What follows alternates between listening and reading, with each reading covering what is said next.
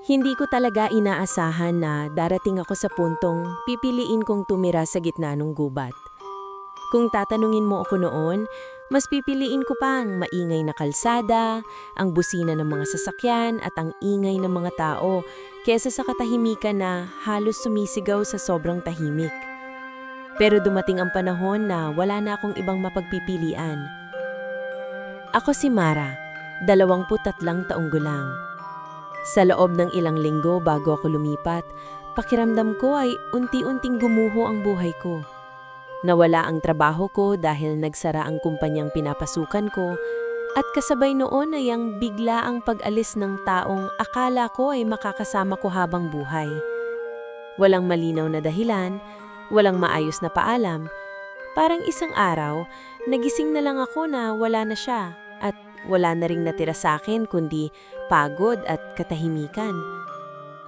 Siguro iyon ang dahilan kung bakit nang makita ko ang isang simpleng post online tungkol sa isang bahay na pauupahan sa gilid ng gubat, hindi na ako nagdalawang isip. Mura ang renta, malayo sa tao, at higit sa lahat, tahimik. Eksakto sa hinahanap ko noong mga panahong iyon. Mahaba ang biyahe papunta roon. Mula sa huling sakayan ng jeep, kinailangan ko pang maglakad ng halos 20 minuto sa isang makitid na daan na napapalibutan ng matataas at matatandang puno. Habang papasok ako ng papasok, napansin kong unti-unting nawawala ang signal ng phone ko hanggang sa tuluyan nitong naglaho. Saglit akong napahinto at tumingin sa paligid. Walang bahay, walang tao, at walang kahit anong palatandaan na may buhay sa lugar na iyon. Tahimik. Hindi yung normal na katahimikan na nararanasan sa probinsya.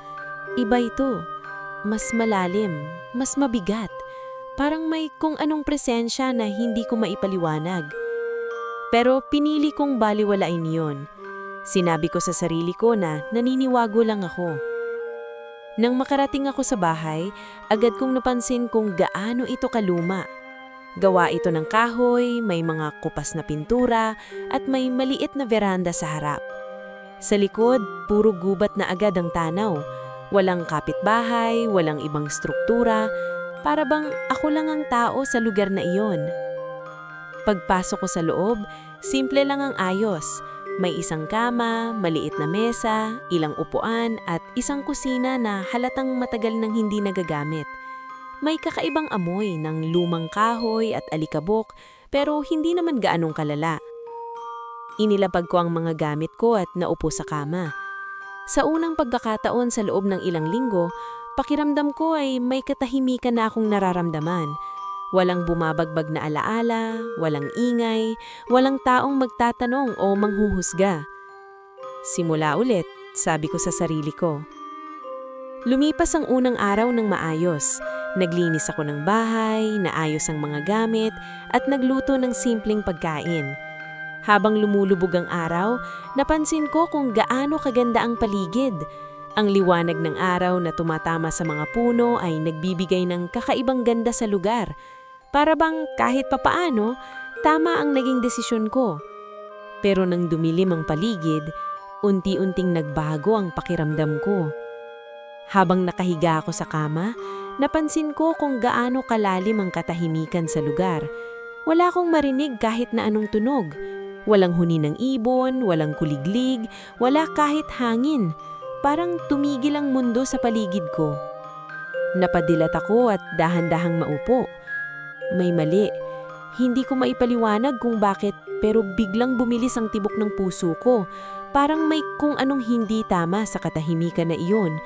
Parang may kulang. Parang may nagmamasid. Agad kong isinara ang kurtina at umatras. Pinilit kong pakalmahin ang sarili ko.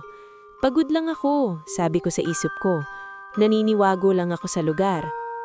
Bumalik ako sa kama at pinilit matulog kahit hindi mawala sa isip ko ang pakiramdam na iyon.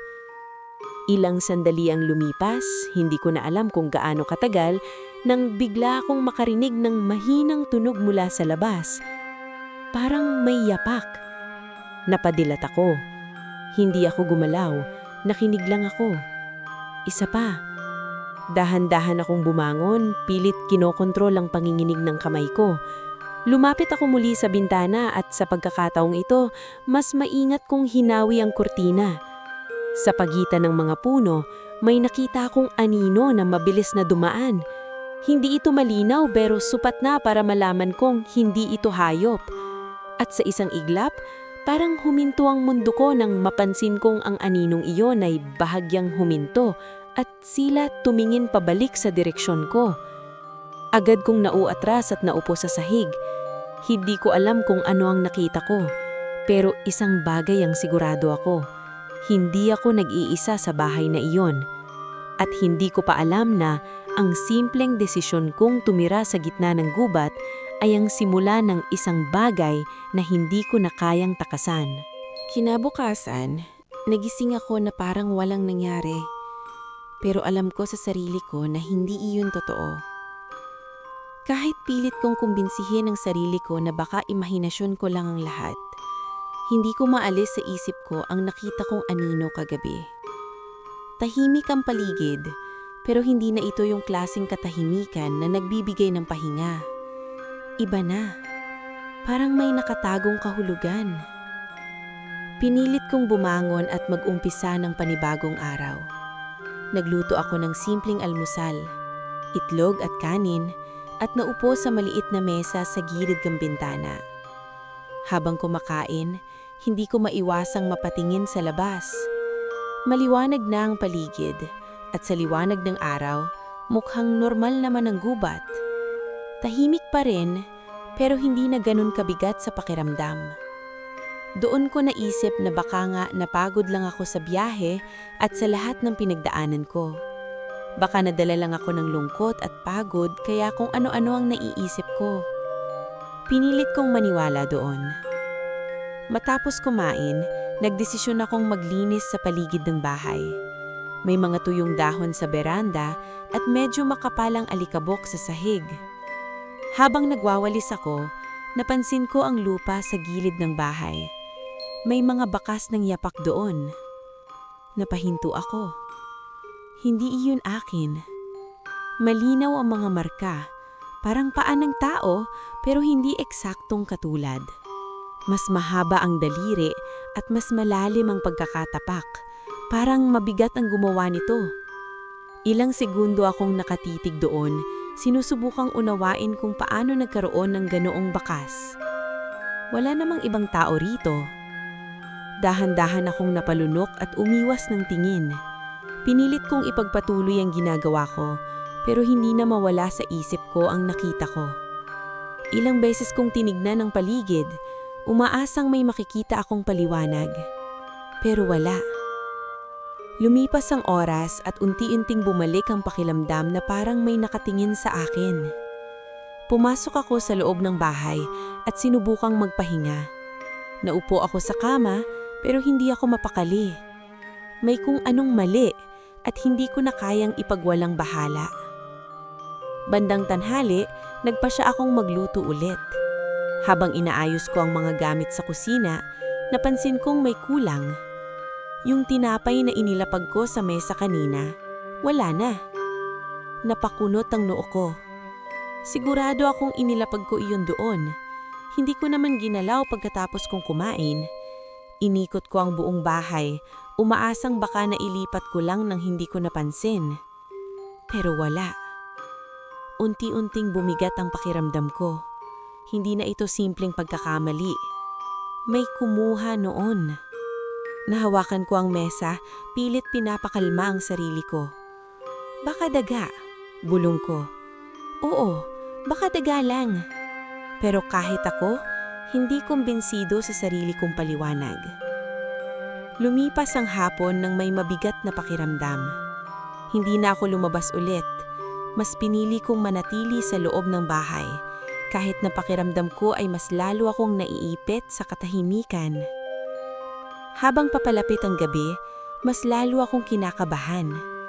Hindi ko alam kung bakit, pero parang may hinihintay ang paligid. Parang may oras na sinusundan ang lahat ng nangyayari. Nang tuluyan ng dumilim, sinigurado kong nakasara ang lahat ng bintana at pinto. Umupo ako sa kama, hawak ang phone ko kahit wala namang signal. Para bang yun na lang ang isang koneksyon ko sa normal na mundo. At doon ko ulit narinig. Mahina. Parang may gumagalaw sa labas. Hindi ito tulad ng kagabi. Mas malinaw na ngayon. Parang may dahan-dahang naglalakad sa paligid ng bahay. Hindi ako gumalaw. Nakikinig lang ako habang unti-unting bumibilis ang tibok ng puso ko. Tapos, may narinig akong kakaiba. Parang may bumubulong. Hindi ko maintindihan ang salita, pero malinaw na may boses. Mahina, parang hangin na may dalang tinig. Nakakatakot kasi hindi ko matukoy kung saan nanggagaling. Dahan-dahan akong tumayo at umatras palayo sa bintana. Hindi ito totoo. Bulong ko sa sarili ko. Kahit ramdam kong hindi na iyong totoo. Biglang may kumalabog sa may pinto. Napasinghap ako at napahawak sa dibdib ko. Ilang segundo akong napatigil, hindi alam kung gagalaw ba ako o hindi. May kumatok. 3 beses. Mahina pero malinaw. Walang ibang tao rito. Alam ko yon. At kahit alam kong hindi dapat, unti-unti akong lumapit sa pinto. Nanginginig ang hamay ko habang inaabot ang hawakan. Huminga ako ng malalim bago dahan-dahang buksan ang pinto. Walang tao. Pero sa ibaba ng pintuan, may nakita akong isang bagay. Isang maliit na bungkos ng mga tuyong dahon na nakatali sa parang hibla ng buhok. Napaatras agad ako at isinara ang pinto.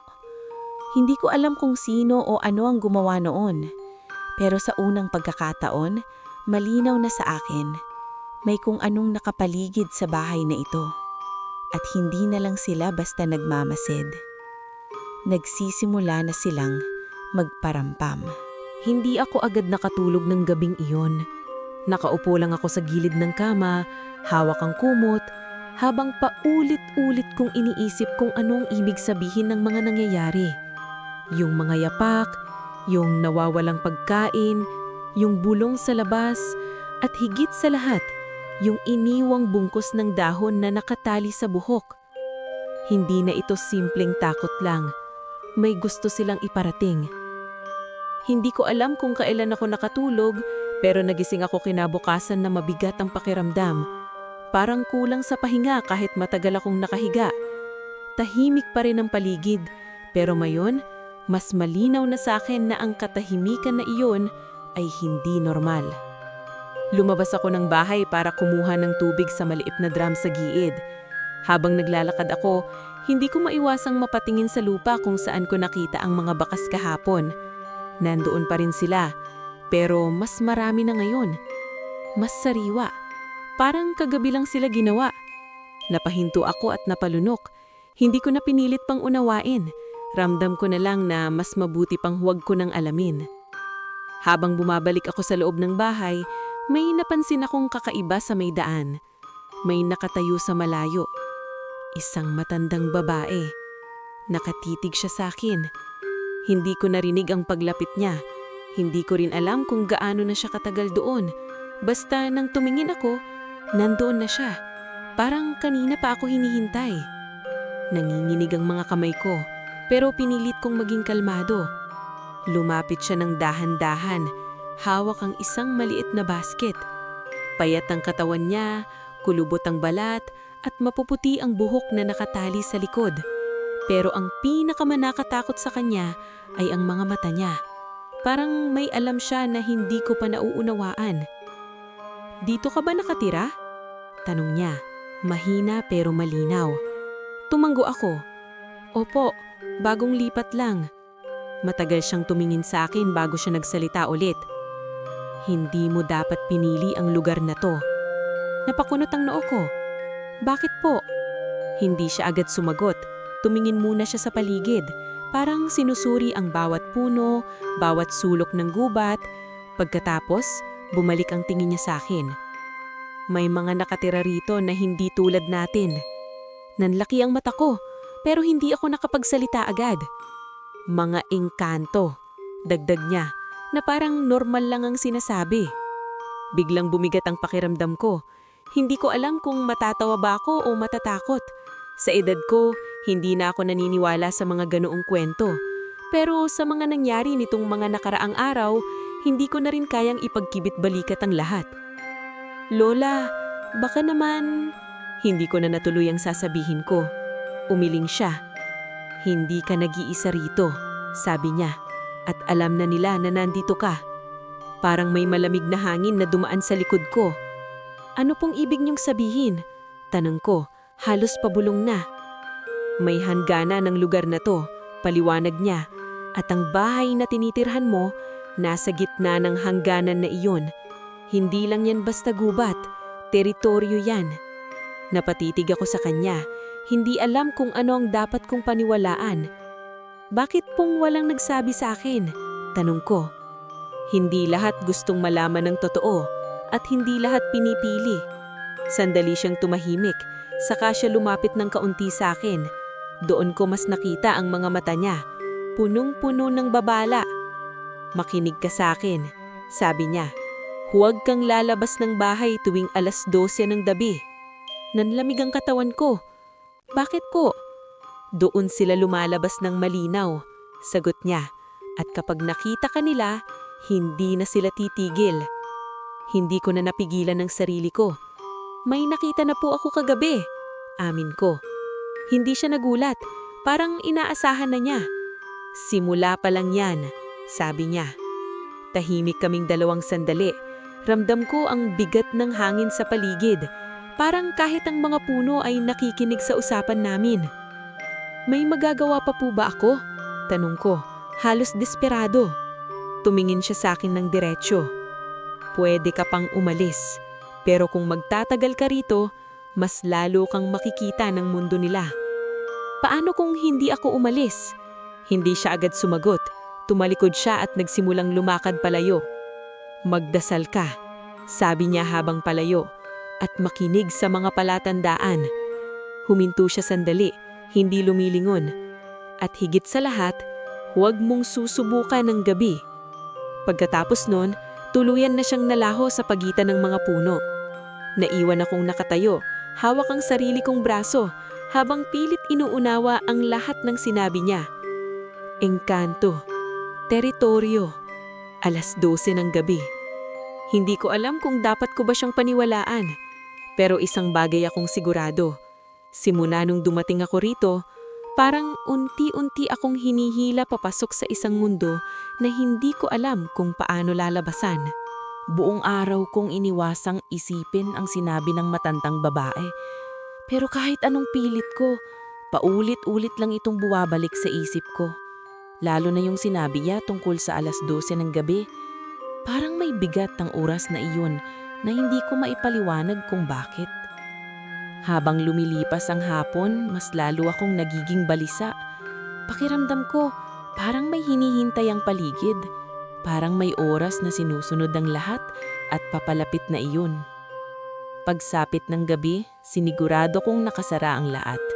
Pinto, bintana, kahit ang maliit na siwang sa kusina, tinakpan ko. Hindi ko alam kung makakatulong iyon, pero kahit papaano, nagbibigay ito ng konting pakiramdam ng seguridad. Umupo ako sa kama, hawak ang kumot, habang nakatingin sa oras sa phone ko. 11:37 p.m. Mahaba pa ang oras bago mag 12:00, pero pakiramdam ko ay ang bagal ng pagtakbo ng bawat minuto. Tahimik ang paligid, pero hindi na iyon yung katahimikan na nakakapagpahinga. Iba na, parang may nakaabang. 11:52 p.m. Napapansin kong mas bumibigat ang hangin. Hindi literal, pero parang mas mahirap huminga. Parang may presensya na unti-unting lumalapit. Hindi ko na mapigilan ang sarili ko. Tumayo ako at lumapit sa bintana, pero hindi ko ito binuksan. Tumingin lang ako sa kortina na parang may inaasahang makita kahit alam kong wala akong dapat makita. 11:58 p.m. 2 minuto. Biglang bumilis ang tibak ng puso ko. Naalala ko ang sinabi ng matanda, huwag lalabas, Huwag titingin. Pero sa loob-loob ko, may kung anong nagtutulak sa akin. Curiosity. Hindi ko alam kung saan ko nakuha ang lakas ng loob, pero dahan-dahan kong hinawi ang kurtina. Madilim ang labas, pero hindi iyon katulad ng mga nakaraang gabi. May kakaibang liwanag na nagmumula sa gitna ng gubat. Hindi maliwanag na parang ilaw, kundi parang mahinang glow na parang may buhay. At doon ko sila nakita. Hindi malinaw ang anyo nila, pero alam kong hindi sila tao. May mga gumagalaw sa pagitan ng mga puno. May mga hugis na parang tao, pero mas mahaba ang mga katawan. Mas magaan ang galaw, parang lumulutang kaysa naglalakad. Ang ilan sa kanila ay may kumikislap na mga mata, at ang iba naman ay parang nagliliwanag ang balat. Napahawak ako sa bintana, hindi makapaniwala sa nakikita ko. Hindi ito panaginip, hindi ito imahinasyon. Totoo sila. Biglang may isa sa kanila ang huminto. Naramdaman ko agad iyon. Parang may malamig na hangin na dumaan sa likod ko. Dahan-dahan itong lumingon, diretso sa direksyon ko. Napaatras ako agad, pero huli na. Nakita na nila ako. Biglang nagbago ang galaw ng mga nilalang sa labas. Yung dati ay parang tahimik at mabagal, ngayon ay naging mas mabilis. Parang may napansin silang hindi dapat. Bigla akong napasigaw nang marinig ko ang isang matinis na tunog mula sa labas. Hindi ko maintindihan kung boses ba iyon o hangin, pero ramdam ko ang intensyon nito. Parang tawag. Tumakbo ako palayo sa bintana at napaupo sa sahig. Naminginig ang buong katawan ko habang pinipilit kong takpan ang tenga ko. Pero kahit anong gawin ko, naririnig ko pa rin sila. Parang may bumubulong. Mas malinaw na ngayon. Hindi ko maintindihan ang mga salita, pero alam kong hindi iyon para sa akin. O baka para sa akin nga. Maya-maya, may narinig akong kaluskos sa labas ng pinto. Dahan-dahan, parang may naglalakad sa paligid ng bahay. Hindi ako gumalaw, hindi ako huminga ng malalim. Parang kahit ang pinakamaliit na galaw ay maaaring magbigay ng dahilan para lumapit sa akin. May narinig akong marahang pagkatok sa pinto. 1 beses, 2 beses, 3 beses. Eksaktong pareho ng nangyari kagabi. Pero ngayon, mas mabigat ang pakiramdam. Mas malapit sila, mas malinaw. Biglang may kumalikad sa pader, parang may kuko na dumadaan sa kahoy. Napapikit ako, pinipilit na huwag sumigaw. Ilang sandali ang lumipas, hindi ko alam kung gaano katagal, hanggang sa unti-unting nawala ang mga tunog. Naging tahimik ulit ang paligid, pero hindi na ako gumalaw. Nakatayo lang ako sa isang sulok, yakap ang sarili ko habang hinihintay ang liwanag ng umaga. Nang sumikat ang araw, saka lang ako unti-unting nakapaghinga ng maayos. Pero alam ko na, hindi na ito simpleng takot. Hindi na ito basta kakaibang lugar. Dahil kagabi, napatunayan ko na ang sinabi ng matanda. At ngayon, sigurado na ako. Ang bahay na tinitirhan ko ay nasa gitna ng teritoryo nila. At simula kagabi, hindi na lang silang nakatingin sa akin. Kilalang kilala na nila ako. Kinabukasan, hindi na ako tulad ng dati. Kahit sumikat na ang araw, kahit maliwanag na ang paligid, hindi na nawala ang pakiramdam na may nakaabang sa akin. Parang kahit umaga, may bakas pa rin ng nangyari kagabi na hindi kayang takpan ng liwanag. Hindi na ako lumabas ng bahay agad. Naupo lang ako sa giid ng kama, tahimik, iniisip kung aalis na ba ako o magtitiis pa. Ilang beses kong tinignan ng mga gamit ko. Iniisip kung kakayanin ko bang iwan ng lugar na ito. Pero hindi ko alam kung bakit. Parang may pumipigil sa akin. Hindi takot, kundi parang may hinihintay ako. Bandang tanghali, napansin kong parang may nagbago sa paligid. Hindi ko maipaliwanag pero parang mas gumaan ang hangin. Hindi na ganun kabigat at kahit papaano, nabawasan ang kaba sa dibdib ko. Dahan-dahan akong lumabas ng bahay, maingat sa bawat hakbang.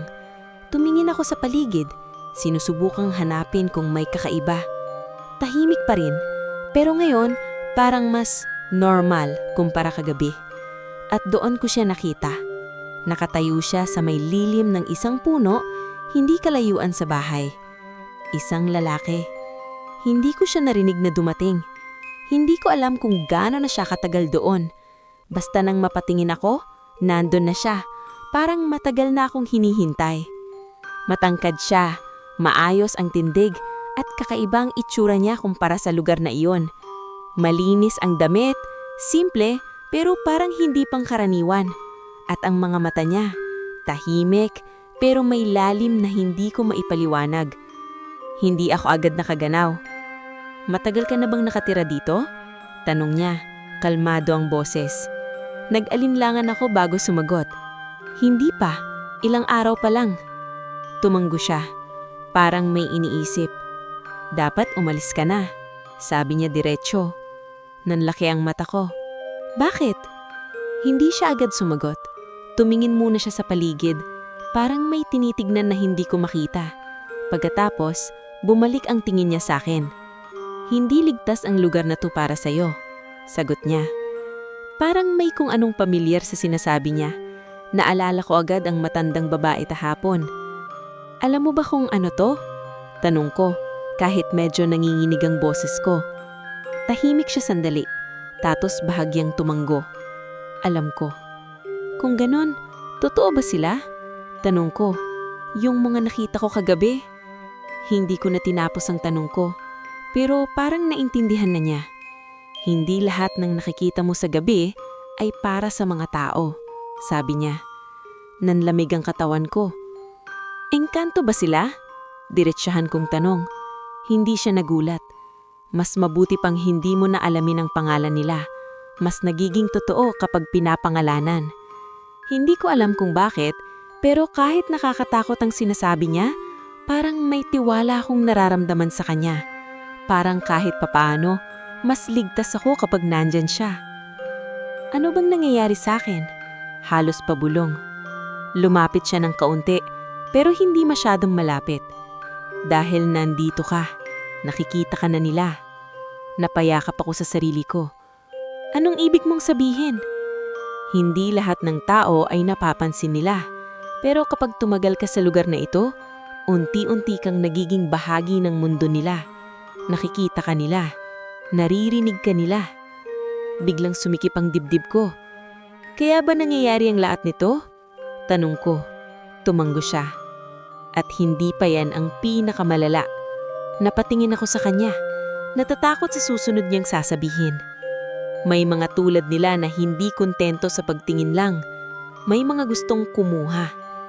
Hindi ko na napigilan ang sarili ko. "Ano bang dapat kong gawin?" Tanong ko. Sandali siyang tumahimik. Saka siya tumingin diretso sa akin. "Magtiwala ka sa akin," sabi niya. Hindi ko alam kung bakit, pero parang natural lang sa akin na paniwalaan siya. "Sino ka ba?" Tanong ko. Sandali siyang napangiti, pero may lungkot sa mga mata niya. "Kael," sagot niya. Tahimik akong tumanggo. "Bakit mo ako tinutulungan?" Tanong ko ulit. Hindi siya agad sumagot. Tumingin siya sa paligid, parang may nararamdaman siyang hindi ko makita. Pagkatapos, bumalik ang tingin niya sa akin. "Dahil kailangan," sabi niya. Hindi ko na pinilit pa. Pero bago pa ako makapagsalita ulit, bigla siyang umatras. Parang may narinig siyang hindi ko marinig. "Pumasok ka na sa loob," sabi niya. Medyo seryoso na ang tono. "Bakit?" Bumabalik sila. Nanlamig ang katawan ko. Hindi na ako nagtanong pa. Agad akong tumakbo pabalik sa bahay at isinara ang dong pinto. Pagkatapos kong maisara, napahawak ako sa dibdib ko. Pilit pinapakalma ang sarili. Dahan-dahan akong lumapit sa bintana at sumilip. Wala na si Kael. Parang hindi siya dumaan. Parang hindi siya naglakad. Parang naglaho lang siya. Napaatras ako at napaupo. Hindi ko alam kung sino talaga siya. Pero isang bagay ang sigurado ako. Sa lahat ng nangyayari sa akin, siya lang ang unang hindi ko kinakatakutan.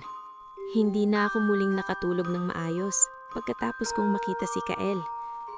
Kahit na wala na ang bigat sa paligid noong sandaling naroon siya, bumalik din agad ang kaba nang mag-isa na ulit ako sa bahay. Pero sa kauna-unahang pagkakataon mula nang dumating ako rito, may kakaibang pakiramdam akong hindi ko maipaliwanag. Hindi na puro takot, may halo ng tanong. Kinabukasan, mas maaga akong nagising. Hindi dahil gusto ko, kundi dahil pakiramdam ko may kung anong gumising sa akin. Hindi tunog, hindi galaw, kundi pakiramdam. Parang may presensya na naman sa paligid, pero hindi kasing bigat ng dati. Lumabas ako ng bahay, maingat, gaya ng nakasanayan ko na nitong mga nakaraang araw. Tumingin ako sa paligid, sinusubukang hanapin kung may kakaiba. Tahimik pa rin, pero ngayon parang mas malinaw na ang bawat detalye. Parang mas buhay ang gubat kahit walang naririnig na tunog. At tulad ng inaasahan ko, nandoon siya. Nakatayo sa may lilim ng puno, tulad kahapon. Akala ko hindi ka nababalik. Sabi ko, hindi ko napigilang magsalita agad. Bahagya siyang ngumiti. Nandito lang ako. Sagot niya. Lumapit ako ng konti, pero may distansya pa rin sa pagitan namin. Hindi ko alam kung bakit, pero parang may hangganan na hindi ko dapat lampasan. Sabihin mo sa akin ng totoo, sabi ko, diretso. Ano ba talaga ang lugar na to? Tahimik siya sandali, parang pinipili ang mga salitang sasabihin. Hindi lang ito gubat, ito ay isang hangganan. Hangganan ng ano? Ng mundo nyo at ng mundo namin. Napatitig ako sa kanya. Namin? Tanong ko. Dahan-dahan siyang tumanggo. Hindi lahat ng nakikita mo rito ay bahagi ng mundo ng tao. Paliwanag niya. May mga lugar na nag-overlap at ito ay isa sa mga iyon. Unti-unting nagiging malinaw ang lahat. Iyong bahay? Tanong ko. Nasa gitna. Sagot niya. Kaya kanila napapansin. Parang may malamig na tubig na ibinuhos sa akin. Kaya pala, bulong ko. Kaya pala hindi sila tumitigil. Tumingin siya sa akin, seryoso. Hindi pa yan ang buong dahilan. Napakunot ang noo ko. Ano pa? May kakaiba sa'yo, sabi niya. Napatigil ako. Anong ibig mong sabihin? Hindi lahat ng tao na pumapasok dito ay agad napapansin. Pero ikaw, mas mabilis kang nakita. Bakit? Hindi siya agad sumagot.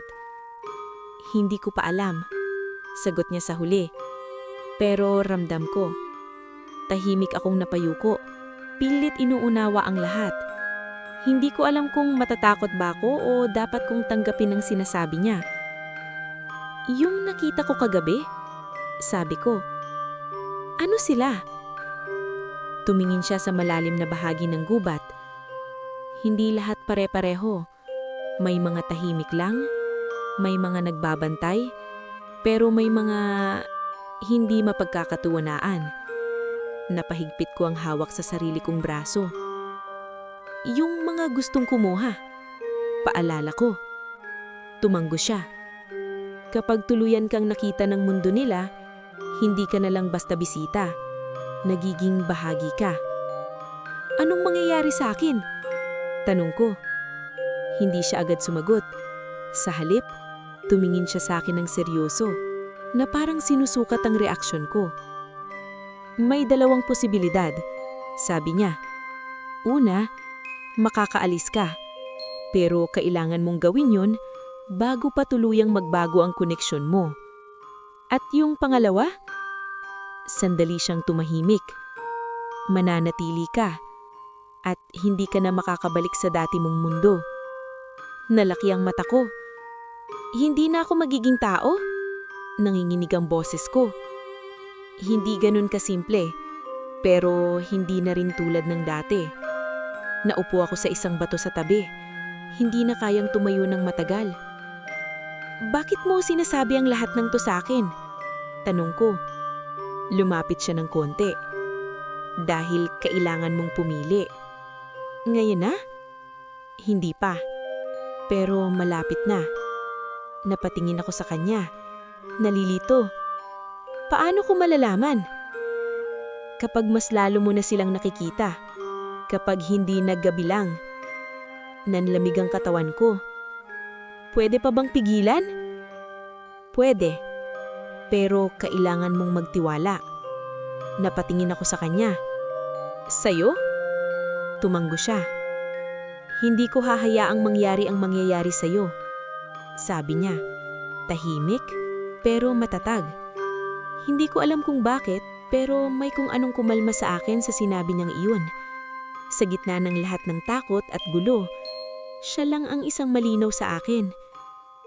At ikaw, ano ka ba talaga? Sandali siyang tumahimik. Tagapagbantay. Ng lugar na to? Ng hangganan. Napatingin ako sa paligid. Kung ganon, bakit mo ako pinapayagang manatili? Hindi siya agad sumagot. Hindi kita pinayagan, pero hindi ko rin kita pinaalis. Napatigil ako. Anong ibig sabihin nun? Tumingin siya sa akin. Mas malalim kaysa dati. Ibig sabihin, pinipili kong bantayan ka. Biglang bumilis ang tibok ng puso ko. Hindi dahil sa takot, kundi dahil sa kung anong nararamdaman ko na hindi ko maintindihan. At sa sandaling iyon, alam kong hindi na lang takot ang nararamdaman ko sa lugar na to. May kung anong mas malalim na nagsisimulang mabuo. At hindi ko alam kung iyon ba ang magliligtas sa akin o tuluyang magdadala sa akin sa mundong hindi ko na kayang takasan. Hindi ko na matandaan kung kailan nagsimulang magbago ang lahat. Hindi ito biglaan, hindi rin isang pangyayari lang. Parang unti-unti akong hinihila ng lugar na ito. Dahan-dahan, hanggang sa hindi ko na napansin na mas malayo na pala ako sa dati kong mundo. Noong mga sumunod na araw, mas madalas ko nang makita si Kael. Hindi man siya laging nagsasalita, sapat na ang presensya niya para mabawasan ang bigat na nararamdaman ko. Pero kasabay ng paglapit ko sa kanya, ay ang paglapit din ng mga bagay na dapat sana ay hindi ko nakikita. Una, nagsimula ito sa mga anino. Hindi na sila sa gabi lumalabas. Isang hapon, habang nag-iigip ako ng tubig sa gilid ng bahay, napansin ko ang isang mahabang anino sa lupa. Akala ko ay sa puno lang, pero nang gumalaw ako, hindi ito sumabay sa akin. Naiwan ito sa pwesto at dahan-dahang gumalaw palayo, parang may sariling buhay. Napaatras ako. Nanginginig ang tuhod ko. Hindi ito normal, bulong ko sa sarili ko. At doon ko naalala ang sinabi ni Kael, kapag hindi na gabi lang. Kinabukasan, may narinig akong mahinang pagtawa habang naglalakad ako sa likod ng bahay. Wala akong nakitang tao, pero malinaw ang tunog. Hindi masaya, hindi rin galit, parang nang-aasar. Parang alam nilang naririnig ko sila. Minsan naman, habang kumakain ako, bigla kong naramdaman na parang may humawak sa balikat ko. Malamig, mabigat. Agad akong napalingon, pero wala naman kahit sino. Unti-unti, hindi na ako mapakali. Hindi na ako makatulog ng maayos. Sa tuwing ipipikit ko ang mata ko, pakiramdam ko may nakatingin sa akin. May mga gabing nagigising ako na may marka ang balat ko, parang hinawakan o kinapitan. Hindi ko maalala kung paano nangyari, pero ramdam ko na hindi iyon panaginip. Isang gabi, hindi ko na kinaya. Lumabas ako ng bahay kahit hindi pa hating gabi. Kailangan kong makita si Kael. Kailangan kong maintindihan kung ano na ang nangyayari sa akin. Hindi ako nagkamali. Naandun siya, nakatayo sa pagitan ng mga puno, tila naghihintay. Kael, tawag ko halos pabulong. Agad siyang napalingon sa akin. Sa unang pagkakataon, nakita ko ang pagkabahala sa mga mata niya. Bakit ka lumabas? Tanong niya. May nangyayari sa akin. Sabi ko, halos mawala na ng lakas. Nakikita ko sila kahit araw. Naririnig ko sila. Minsan, nararamdaman ko sila. Tahimik siya sandali, pero halata ang tensyon sa katawan niya. Sinabi ko na sa'yo na mangyayari to. Pero hindi ganito kabilis, sagot ko. Parang pinupunterya nila ako. Lumapit siya ng kaunti, mas seryoso na mayon. Hindi na sila basta nanonood, interesado na sila sa'yo. Nanlamig ang buong katawan ko. Anong gusto nila sa akin? Hindi siya agad sumagot. May ilan sa kanila na kumukuha ng tao. Paliwanag niya. Hindi lahat, pero may mga ganon. Napaatras ako. Kukuha? Ulit ko. Tumanggo siya. Ginagawa nilang bahagi ng mundo nila. Dagdag niya. Hindi ko na mapigilan ang sarili ko. Ayoko, sabi ko, nanginginig. Ayoko maging ganon. Ayokong mawala. Lumapit siya agad. Halos isang hakbang na lang ang pagitan namin. Hindi kita hahayaang mangyari yun, sabi niya, mas matatag kahit sa dati. Hindi ko alam kung bakit, pero kahit sa gitna ng takot ko, kumalma ako sa sinabi niya. Pero hindi ko na kaya. Bulong ko. Parang kahit saan ako tumingin, naandun sila. Kahit ipikit ko ang mata ko, ramdam ko sila. Tumingin siya sa paligid, parang may hinahanap o nararamdaman. Mas lumalakas ang presensya mo sa mundo nila, kaya mas lumalapit sila. May magagawa pa ba ako? Tahimik siya sandali, saka siya tumingin ulit sa akin. Meron, sagot niya. Pero kailangan mong magtiwala sa akin ng buo. Tumanggo ako agad, kahit ano. Lumapit siya ng kaunti pa, at sa unang pagkakataon, halos magkalapit na kami. Kapag naramdaman mo na may lumalapit sa'yo, huwag kang lalaban. Huwag kang sasagot sa kahit anong bulong. Huwag mong susundan ng kahit anong makita mo. Paano kung pilitin nila ako? Mas tumalim ang tingin niya. Hindi nila magagawa yun basta-basta, hanggat nandito ako. Bigla akong naramdaman ng konting lakas ng loob, pero bago pa ako makapagsalita ulit, biglang nagbago ang ekspresyon niya. Parang may nakita siyang hindi ko makita. Mara, sabi niya, mahina pero may babala. Ano? Huwag kang gagalaw. Nanigas ako sa kinatatayuan ko. Dahan-dahan siyang tumingin sa likod ko. At doon ko naramdaman, may malamig na hangin na dumaan sa batok ko. Parang may huminga sa likod ko. Napapikit ako, hindi ko magawang lumingon. Kael, bulong ko. Manatili ka lang, sabi niya. Ramdam ko ang presensya sa likod ko. Malapit, halos nakadikit. May mahinang akong narinig na bulong. Hindi ko maintindihan ang salita, pero malinaw ang pakiramdam. Inaanyayahan ako. Biglang umangat ang hangin sa paligid namin. At sa isang iglap, parang may humila sa akin paatras. Napasinghap ako, pero hindi ako gumalaw. Biglang may malakas na hangin na dumaan sa pagitan namin. At sa susunod na sandali, nawala ang presensya. Dahan-dahan akong huminga. Umalis na sila, sabi ni Kael. Pero hindi siya mukhang pantag. Hindi na ito basta paglapit lang, dagdag niya. Napatingin ako sa kanya, nanginginig pa rin. Anong ibig mong sabihin? Tumingin siya sa akin ng diretsyo. Sinusubukan na nilang kunin. Hindi na ako nakabalik agad sa loob ng bahay pagkatapos ng nangyari. Nakaupo lang ako sa isang malaking ugat ng puno. Pilit kinokontrol ang paghinga ko habang nanginginig pa rin ang buong katawan ko. Hindi ko alam kung dahil ba sa takot o sa bigat ng mga nalaman ko, pero pakiramdam ko ay unti-unti na akong nauubos.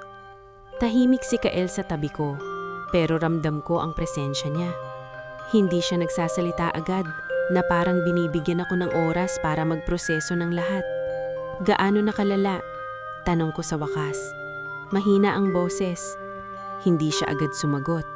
Sapat para hindi na ito baliwalain, sagot niya. Napayuko ako. Hindi ko na kaya, Kael. Amin ko. Parang bawat araw na lumilipas, mas lumalapit sila. Parang wala na akong ligtas na lugar. Tahimik siya sandali, saka siya lumapit ng kaunti. May paraan para matapos ito, sabi niya. Napatingin ako agad. Paano? Pumili ka, sagot niya. Napatigil ako. Akala ko may oras pa ako, sabi ko. Meron pa, sagot niya.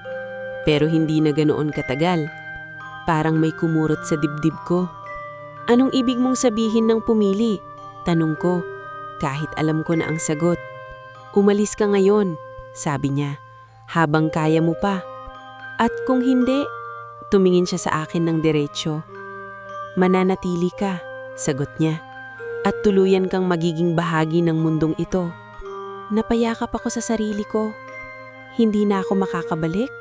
Tanong ko. Hindi na tulad ng dati, sagot niya. Tahimik akong napatingin sa malayo. Sa pagitan ng mga puno, nakikita ko ang bahay na tinutuluyan ko.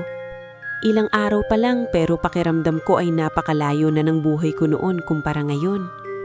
Kung aalis ako, sabi ko, matatapos na ba ang lahat? Tumanggo siya.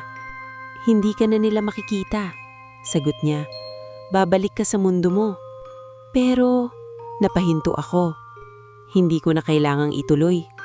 Alam niya na ang gusto kong itanong. Hindi mo na ako makikita, sagot niya para sa akin. Nanahimik ako. Hindi ko alam kung kailan nagsimula pero sa kabila ng lahat ng takot, may kung anong nararamdaman ako para sa kanya. Sa gitna ng kaguluhan, siya lang ang nag-iisang malinaw. Siya lang ang nag-iisang hindi nagdulot ng sakit o takot. Bakit parang ang hirap pumili? Bulong ko. Hindi siya agad sumagot. Dahil may kapalit ang bawat desisyon, sabi niya sa huli. Napatingin ako sa kanya. At ikaw? Tanong ko. Ano ang gusto mong piliin ko? Bahagya siyang ngumiti, pero may lungkot sa mga mata niya. Gusto kong maging ligtas ka, sagot niya. Pero, dagdag niya. Pero hindi ko kayang pilitin ka. Napahawakan ako sa dibdib ko. Kung mananatili ako, sabi ko, ano ang mangyayari sa akin? Hindi siya agad sumagot. Unti-unti kang magbabago, paliwanag niya. Mas makikita mo sila, mas maririnig mo sila, hanggang sa hindi ka na nila ituring na tao. Nanlamig ang katawan ko. At kung tuluyan akong magbago, tumingin siya sa akin ng diretsyo. Hindi ko alam kung babalik ka pa sa dati mong sarili, sagot niya. Napapikit ako. Sa isang banda, may buhay akong naiwan. Isang mundong kahit masakit, pamilyar pa rin. Sa kabilang banda, isang mundo na puno ng panganib. Pero may isang taong handang ipaglaban ako. Hindi ito patas, bulong ko. Hindi talaga, sagot niya. Tahimik kaming dalawa. Habang nakaupo ako roon, unti-unti kong napansin ang paligid. Parang mas malinaw ang mga detalye ng gubat. May mga bahagyang liwalag sa pagitan ng mga puno, kahit hindi naman dapit hapon. May mga galaw na hindi ko napapansin noon. Parang mas nakikita ko na sila. Kael, tawag ko. Pakiramdam ko, mas nagiging malinaw ang lahat. Tumingin siya sa paligid, saka bumalik ang tingin sa akin. Malapit ka na sa hangganan, sabi niya. Anong ibig mong sabihin? Sa kung saan kailangan mo nang pumili, sagot niya.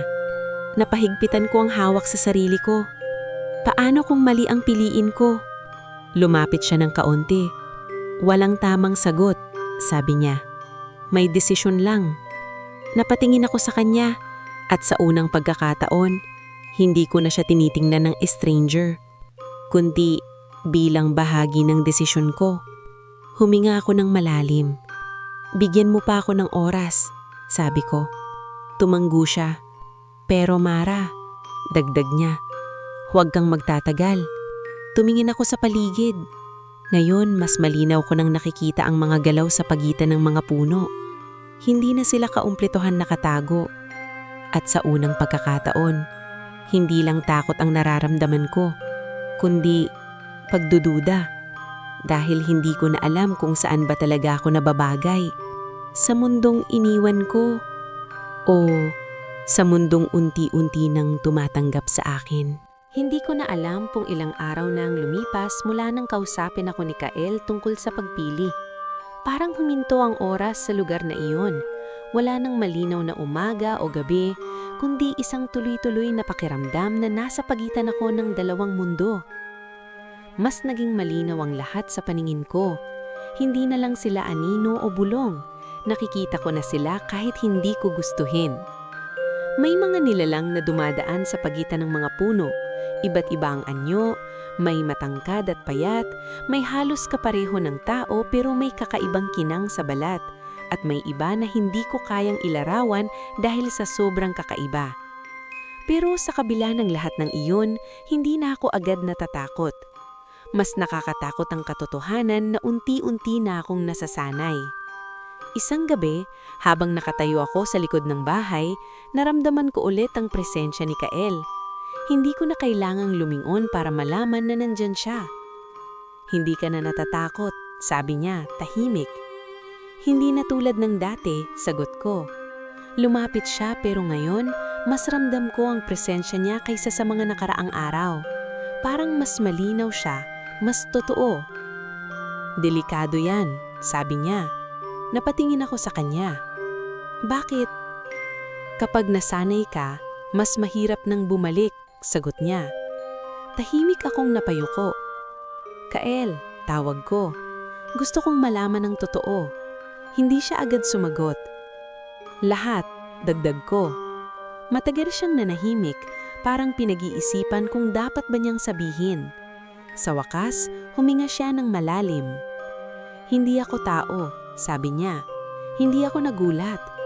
Alam ko, sagot ko. Bahagya siyang napangiti pero may lungkot pa rin sa mga mata niya. Isa ako sa kanila, dagdag niya. Napatitig ako sa kanya pero hindi ako umatras. Engkanto ka, sabi ko. Tumanggo siya. Tagabantay ako ng hangganan na ito, paliwanag niya. Responsibilidad ko na siguraduhin na hindi tuluyang maghalo ang dalawang mundo. Tahimik akong nakinig. Pero bakit mo ako tinulungan? Tanong ko. Dahil nakita kita, sagot niya. Hindi ba lahat ng tao ay nakikita niyo? Umiling siya. Hindi lahat, sagot niya. May mga taong dumadaan lang, pero ikaw, hindi. Napakunot ang noo ko. Anong ibig mong sabihin? Lumapit siya ng kaunti. May dala kang bagay na hindi pangkaraniwan. Isang uri ng koneksyon. Hindi ko maintindihan. Anong koneksyon? Sa amin, sagot niya. Parang may kumirot sa ulo ko pero hindi ko alam kung bakit. Kaya pala mabilis nila akong napansin, bulong ko. Tumanggo siya. At kaya rin mabilis kang hinihila ng mundo namin, dagdag niya. Tahimik akong napatingin sa paligid. Ngayon, mas malinaw ko na silang nakikita. Hindi na sila nagtatago, hindi na sila basta dumadaan. Parang tinatanggap na nila ako. Kael, sabi ko, kung mananatili ako, ano ang mangyayari sa atin? Sandali siyang nanahimik. Hindi magiging madali, sagot niya. Hindi lahat sa kanila ay papayag. Pero ikaw, tanong ko. Tumingin siya sa akin ng diretsyo. Hindi kita iiwan, sabi niya.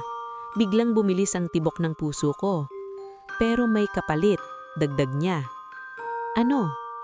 Kapag piniling mong manatili, hindi ka na magiging ganap na tao. Magiging bahagi ka ng mundo namin. Makikita ka na nilang ng tuluyan.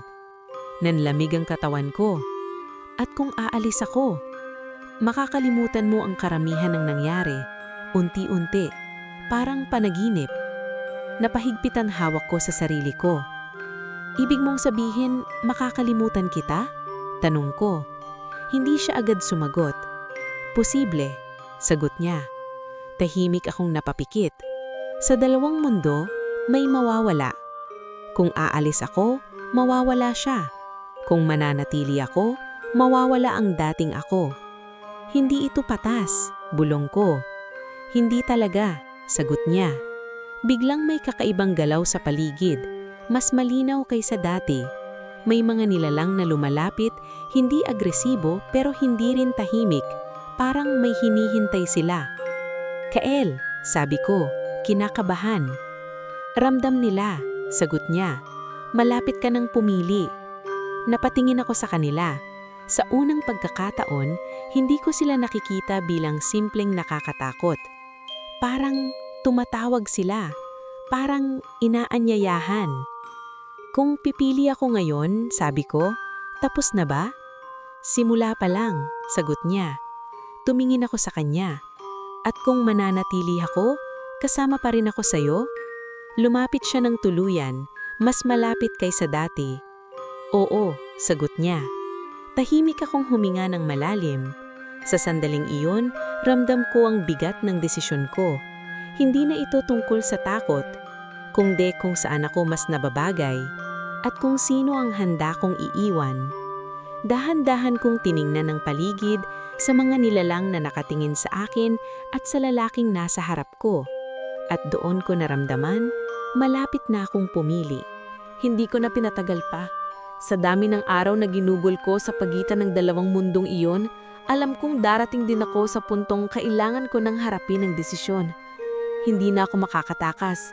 Hindi na rin ako makakapagpanggap na parang wala lang ang lahat. Tahimik ang gabi. Pero hindi na iyon yung nakakatakot na katahimikan na una kong naranasan. Iba na ang pakiramdam. Mas malinaw. Mas buhay. Nakatayo ako sa gitna ng gubat. Hindi kalayuan sa bahay na minsan kong tinawag na pansamantalang tirahan.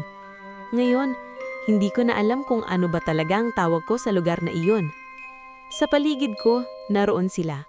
Hindi na sila nagtatago. Iba't ibang anyo, iba't ibang presensya. May mga nakatingin lang, may mga gumagalaw sa gilid ng paningin ko, at may ilan na halos nasa harap ko na. Hindi na ako natatakot tulad ng dati, pero hindi rin ako ganap na komportable. Sa harap ko, nakatayo si Kael. Tahimik, pero ramdam ko ang bigat ng sandali. Handa ka na? Tanong niya, mahina ang boses. Hindi ako agad sumagot. Huminga muna ako ng malalim, pinakikiramdaman ang sarili ko. Hindi na ako yung taong dumating dito na naghahanap lang ng katahimikan. Marami nang nagbago. Hindi ko alam kung handa ako. Sagot ko, pero kailangan ko na. Tumanggo siya. Ano man ang piliin mo, tatanggapin ko. Sabi niya. Napatingin ako sa kanya. Pero alam ko kung ano ang gusto mong piliin ko. Sabi ko. Bahagya siyang ngumiti pero hindi siya sumagot. Tahimik akong napatingin sa paligid. Sa mundong iniwan ko, may sakit, may pagkawala at may mga bagay na hindi ko kayang ayusin. Pero doon din ako lumaki. Doon ako naging ako. Dito ako natakot. Dito ako nagbago. At dito ko naramdaman na may isang taong handang manatili sa tabi ko kahit hindi niya kailangan. Kael? Tawag ko. Kung pipiliin ko ang mundo mo, hindi na ako babalik, di ba? Hindi na tulad ng dati, sagot niya. Napapikit ako sandali. At sa sandaling iyon, alam ko na. Pagod na akong tumakbo. Bulong ko. Naramdaman kong lumapit siya ng kaunti. Hindi ka tatakbo rito, sabi niya. Dahan-dahan akong tumingin sa kanya. At hindi na rin ako magtatago, dagdag ko. Tahimik siyang tumanggo. Sigurado ka? Tanong niya. Tumingin ako sa kanya ng diretsyo. Hindi ako sigurado sa kung ano ang mangyayari, pero sigurado ako na ayokong iwan ng bagay na natagpuan ko rito. Hindi ko na kinailangang banggitin kung ano iyon. Alam niya na. Tahimik ang paligid, pero ramdam ko ang pagbabago. Parang may kung anong nagbukas. Kung ganon, sabi niya, mas seryoso ang tono. Handa ka nang tanggapin ang mundo namin. Tumanggo ako. Sa sandaling iyon, may kakaibang init na kumalat sa katawan ko. Hindi masakit, pero hindi rin komportable. Parang may unti-unting nagbabago sa loob ko na hindi ko mapigilan. Napahawak ako sa dibdib ko. Kael, bulong ko. Nandito nang ako. Agad siyang sumagot. Lumapit siya at hinawakan ng kamay ko. Sa unang pagkakataon, hindi na malamig ang pakihamdam ng paligid. Parang mas malinaw ang lahat. Mas matalim ang paningin ko. Mas malinaw ang bawat galaw ng mga nilalang sa paligid ko at hindi na sila nakakatakot. Parang bahagi na ako. Unti-unting nawala ang takot, napalitan ng kakaibang katahimikan. Hindi kitang iiwan, sabi niya. Tumingin ako sa kanya at sa unang pagkakataon, Wala na akong pag-aalinlangan. Alam ko, sabi ko. Sa paligid namin dahan-dahang naghiwalay ang mga nilalang. Parang nagbibigay daang. Parang tinatanggap ang presensya ko. At sa sandaling iyon, naintindihan ko na. Ang bahay sa gubat ay hindi lang basta tirahan. Isa itong pinto. At pinili kong pumasok. Hindi dahil wala akong ibang mapuntahan, kundi dahil dito ko natagpuan ng isang mundong kahit puno ng panganib ay mas totoo kaysa sa mundong iniwan ko. Habang magkahawak ang kamay namin ni Kael, dahan-dahan akong napangiti. Hindi ko alam kung ano ang magiging buhay ko mula ngayon. Pero sa unang pagkakataon, hindi na ako natatakot sa hindi ko alam dahil hindi na ako nag-iisa. At sa gitna ng gubat na minsan kong kinatakutan, doon ko natagpuan ang bagong tahanan ko.